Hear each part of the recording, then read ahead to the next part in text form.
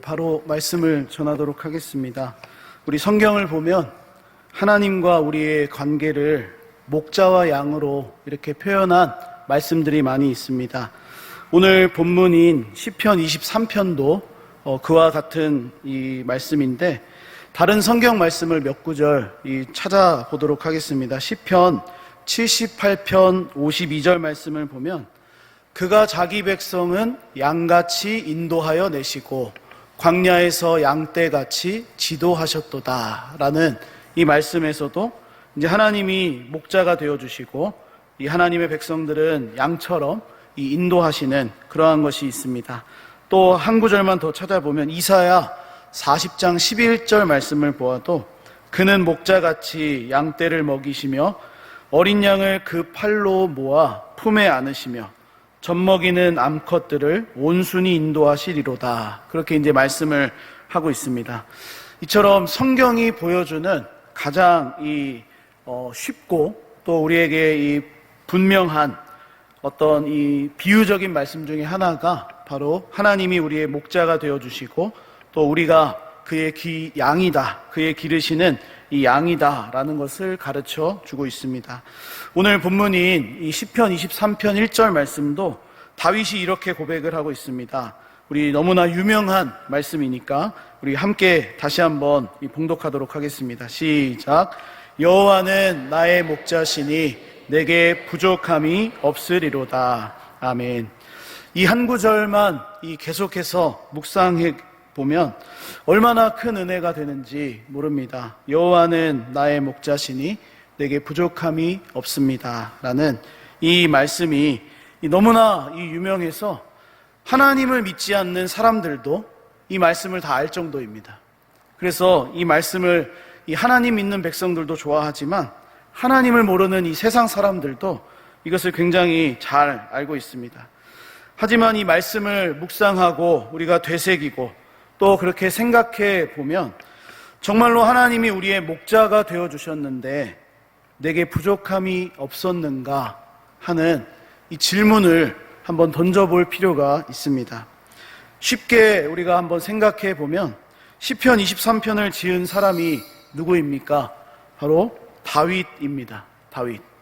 다윗이 지금 여호와는 나의 목자시니 내게 부족함이 없다 그렇게 고백하고 있는데, 다윗의 인생을 우리가 너무나 잘 알고 있지 않습니까? 그의 인생에 부족함이 없었습니까? 부족함이 많았던 것을 우리가 성경을 통해 보게 됩니다. 다윗에게 어떤 점이 부족했습니까? 이 성경을 보니까 다윗에게는 대적이 많았습니다. 자신을 치러 오는 이 대적들이 너무나도 많이 있어서 다윗이 지은 시편 3편 1절 말씀을 보면 다윗이 이렇게 고백을 합니다. 여호와여, 나의 대적이 어찌 그리 많은지요. 대적이 얼마나 많았으면 하나님 앞에 나와서 다윗이 고백하는데, 대적이 많습니다. 너무나 많습니다. 어찌 그리 많은지요 라고 그렇게 표현하고 있습니다. 혹시 우리 가운데도 대적이 많다, 우리 교회 안에 대적이 많다, 그럴 일은 없겠지만 또 내가 살아가는 이 삶의 모든 현장 속에서 하나님 어찌 그리 이렇게 대적이 많습니까? 라고 고백하는 분들이 계신다면 오늘 이 다윗의 이야기를 통해서 은혜 받으시고 또 하나님께서 힘주시는 그런 복된 시간 되기를 소망합니다. 아무래도 이 다윗에게 대적이 많았다라는 것이 한 나라의 왕이었기 때문에 많지 않았을까 이렇게 생각을 해봅니다. 또 전쟁을 하는 장군이었기 때문에 그가 나가는 곳곳마다 대적이 있을 수밖에 없습니다.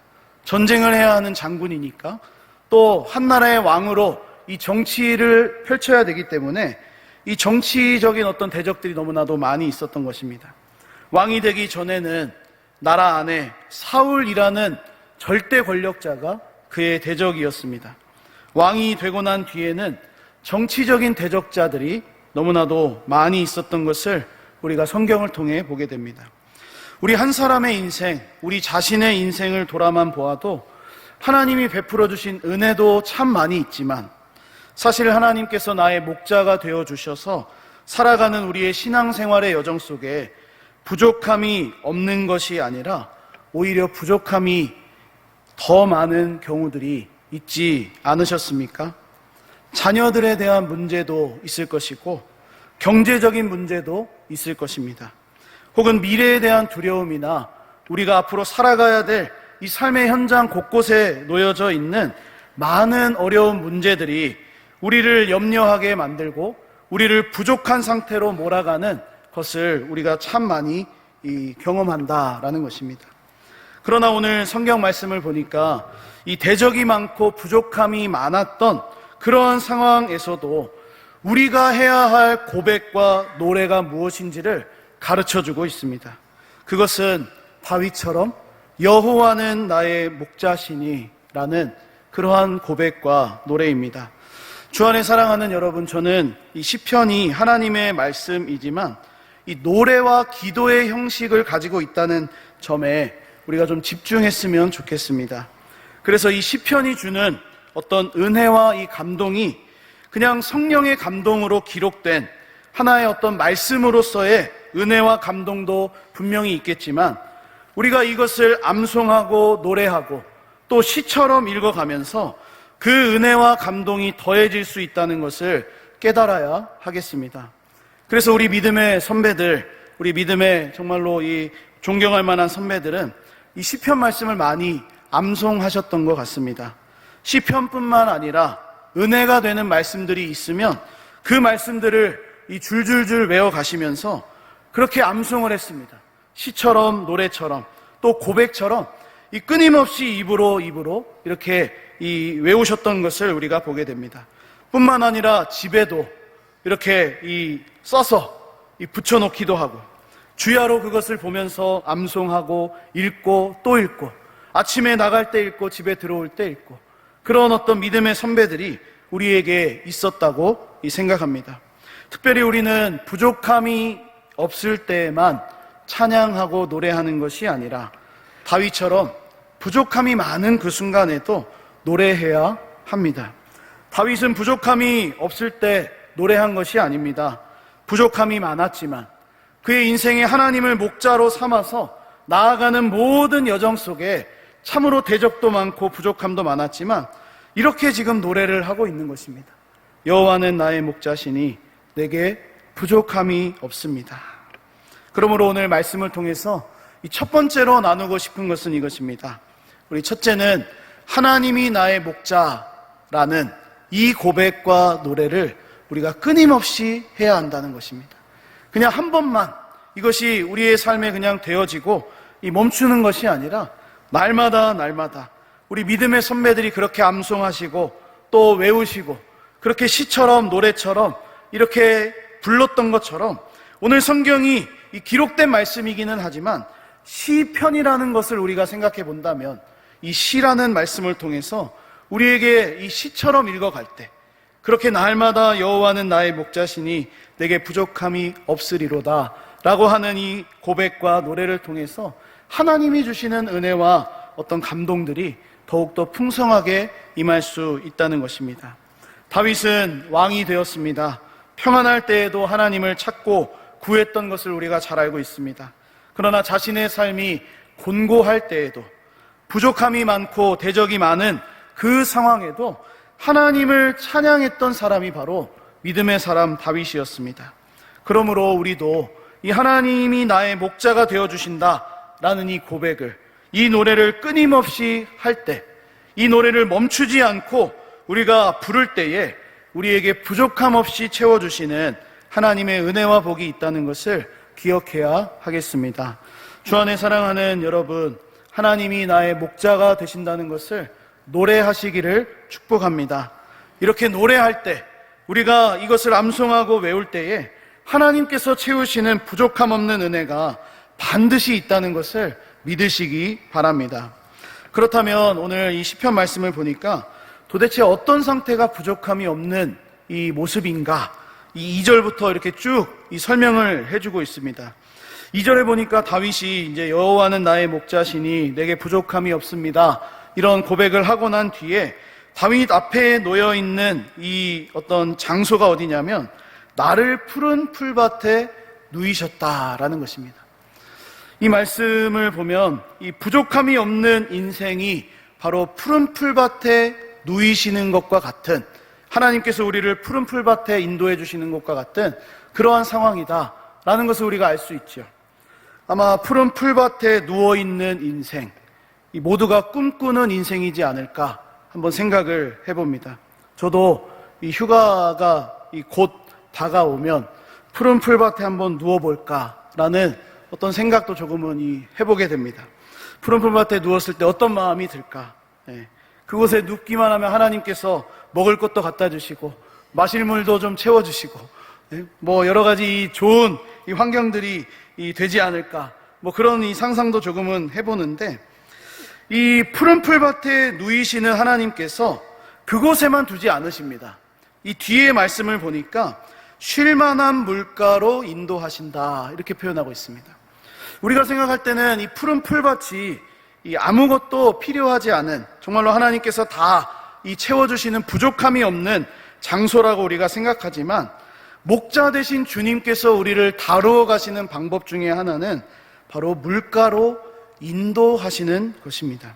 이것이 우리의 목자 되신 주님께서, 우리 하나님께서 양인 우리를 인도하시고 다루시는 어떤 방법이라고 말씀드리고 싶습니다. 우리는 종종 하나님께서 나의 목자가 되어주실 때 아무것도 부족함이 없는 상태가 되기를 그렇게 이제 바라며 살아갑니다. 그래서 정말로 오늘 2절에 나온 것처럼 이 푸른 풀밭에 딱 누워서 그냥 아무 걱정이 없는 것처럼 그냥 가만히만 있으면 하나님이 다 채워주시고 또 도와주시고 응답해 주시고 그렇게 이제 해주시기를 우리가 원하며 살아갑니다.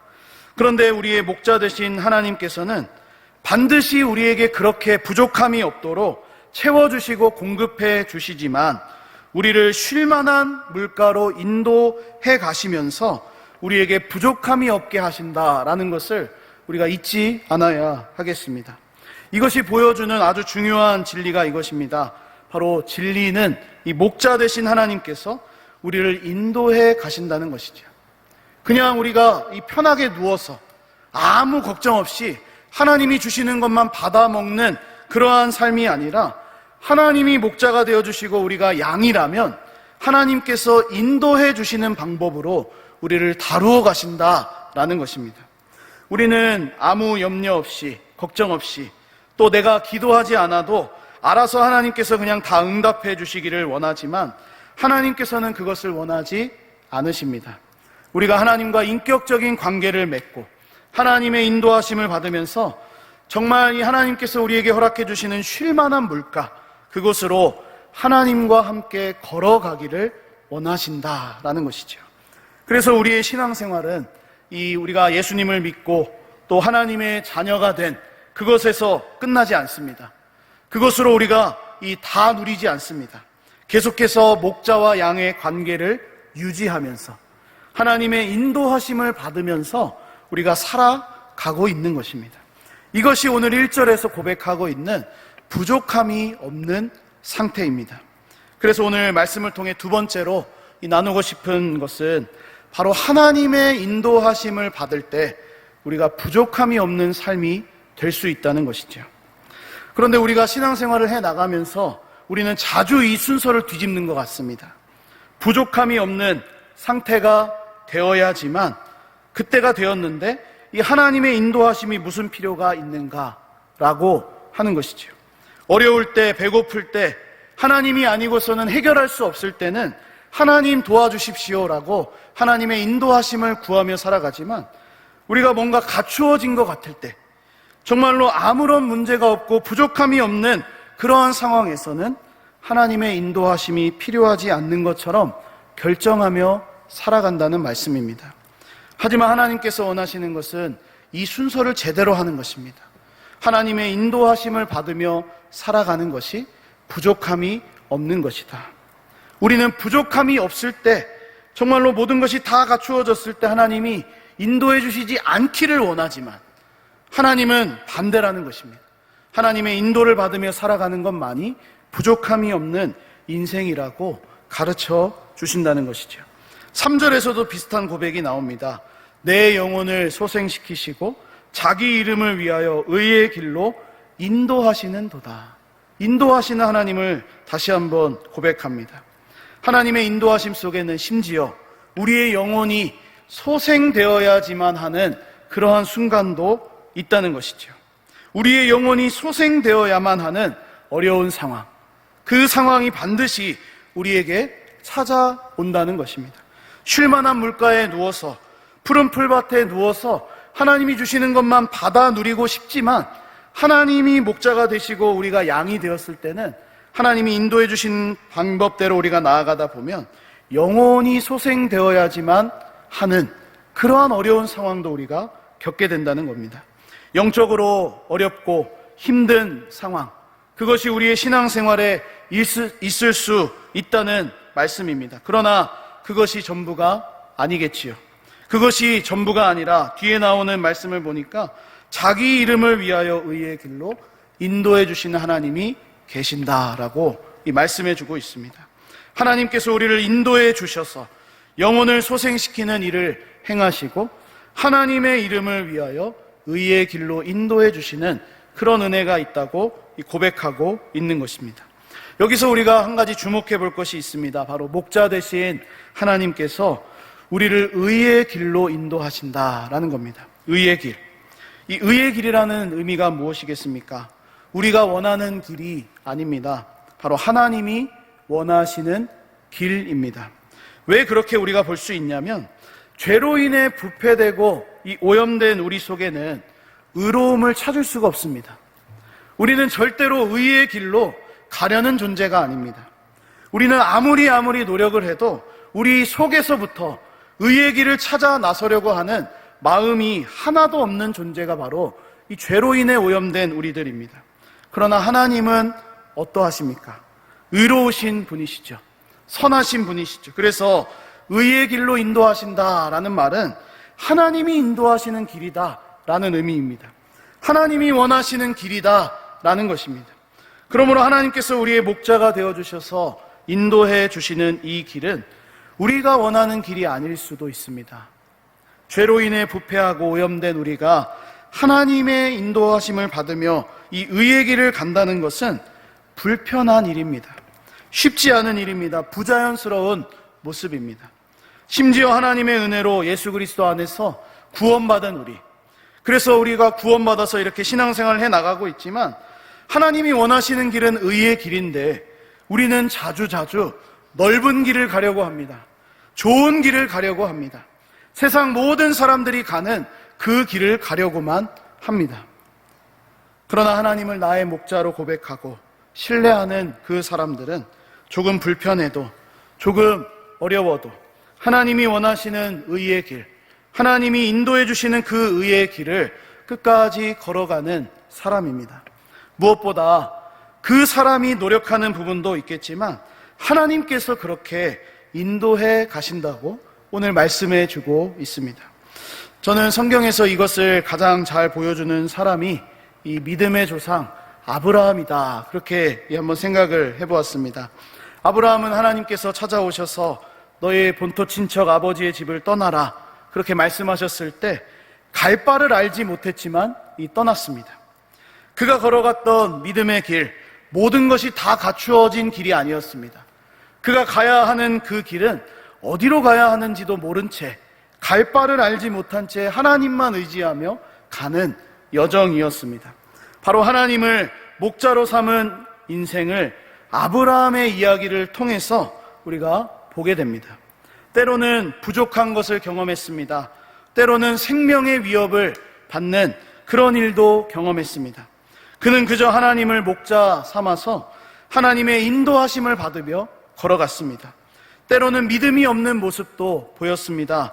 때로는 하나님을 믿고 신뢰하는 모습도 우리에게 보여주었습니다. 마침내 그가 오늘날 우리에게 믿음의 조상이라고 불리게 된 그 이유는 바로 하나님께서 그의 인도하시면서 그를 의의 길로 인도해 주셨기 때문입니다. 우리 스스로 한번 질문해 봤으면 좋겠습니다. 지금 나는 하나님이 원하시는 의의 길에 서 있는지, 아니면 내가 원하는 모습으로 내가 원하는 길에 서 있는지 한번 질문해 봤으면 좋겠습니다.